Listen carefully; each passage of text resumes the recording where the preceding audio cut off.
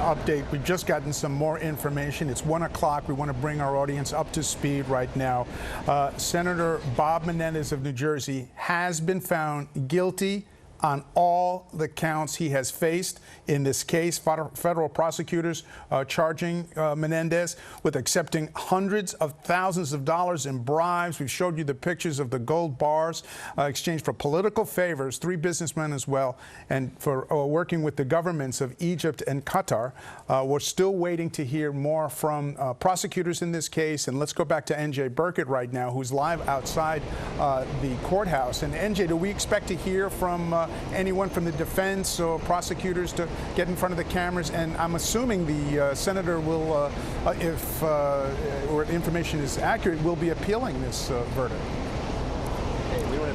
Yeah, there's no question, Dave, that they will appeal. I'm sure that the senator and the 2 other co-conspirators will appeal the verdict. That is, of course, their right. I think what it means for the senator in the interim is not clear. You'd have to look at the Senate rules as to how that plays out.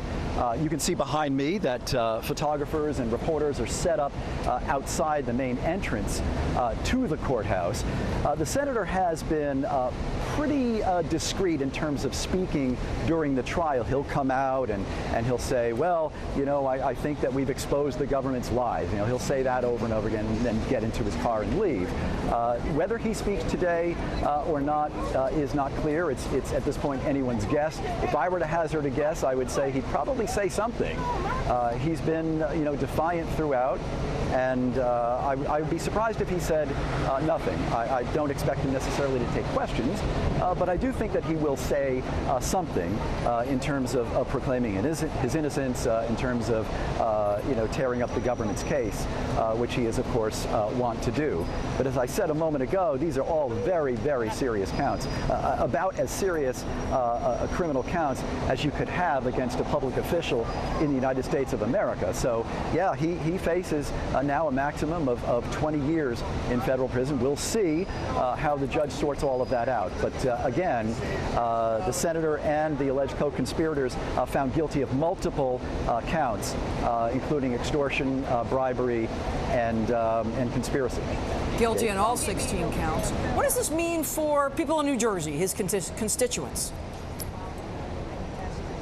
Well, I think it's an excellent question. I think you're going to find, you know, when you go out into the field and start questioning people, I think people are going to say, you know, we feel betrayed by Senator Menendez. I think others will say, no, you know, he's been our supporter, he's been our friend in Washington for so many years. He's done so much good for so many people, is how some people will perceive it, and say, you know, he was targeted by the government for some reason. You know, you were talking with your expert a moment ago about you know, how the government's witness affected the case, and I think it's a really good question, because in his first bribery trial, which he was charged in 2015 and then went to trial in 2017, and again, as we said a moment ago, it ended in a hung jury. And I think that the reason it went that way, and the reason you had 10 of the jurors who were voting for acquittal, 2 wanted him found guilty, so that's the result. That's why a hung jury resulted from that.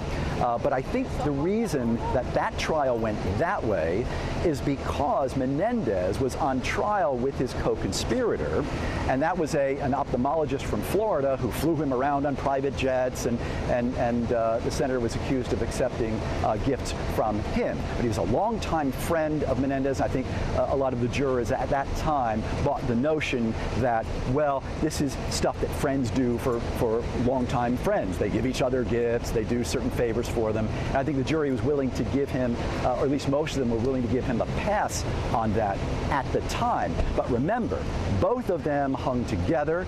They didn't testify against one another. They didn't plead guilty. They stuck together, and they ended up beating the rap in terms of having a hung jury, and then the government didn't retry them. I think what's interesting here, particularly interesting, guys, is that Menendez gets off. It's a hung jury in 2017.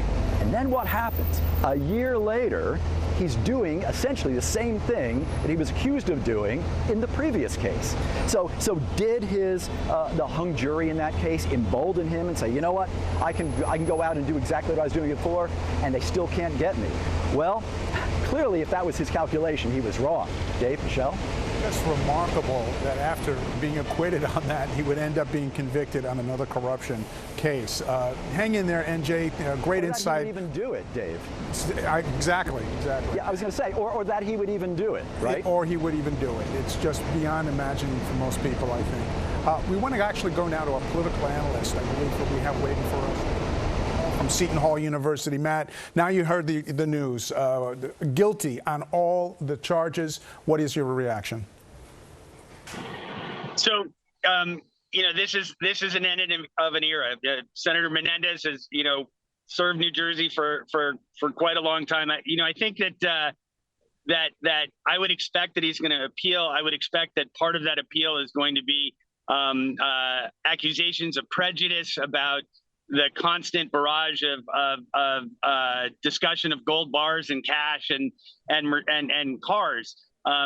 I think that's one of the biggest differences between this time and last time is there are these pictures to hang on to of gold bars and of cash and of a Mercedes-Benz that you probably didn't have last time. And I think that was certainly looks like it played a role with the jury.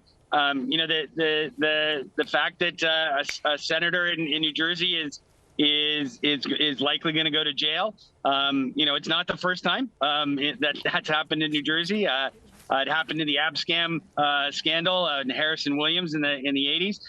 But again, it's a sad day from New Jersey that we've had a U.S. senator who's been found guilty in this way. Thank you so much. We may come right back to you. We're going to go back out to N.J. Burkett, who was outside the courthouse. Thank you so much, Professor Hale.